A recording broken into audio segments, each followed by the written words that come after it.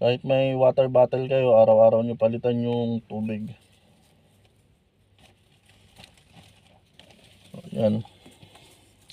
Tapos yung beddings, syempre pag nagtanggal kayo ng beddings, kailangan nyo rin palitan yung beddings na tinanggal nyo. Napaka-importante na kailangan laging bago. Kasi pag hindi nyo papalitan yung beddings, wala na. Uunti na uunti yung beddings nyo dyan sa loob. Ano, kailangan papalitan nyo lagi. Ang ginagamit namin, wood chips. Dati ang ginagamit namin, rice hull. Yung nasa Pinas. Rice hull. Tapos, inuuling din namin yon, carbonize. Tapos, syempre, yung mga tuyong damo, gumagamit din kami nun dati.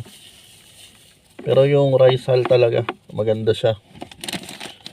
Kasi yun, kahit hindi kayo maglinis ng 1 linggo nun, tapos may inuling lang, hindi talaga nangangamo yun.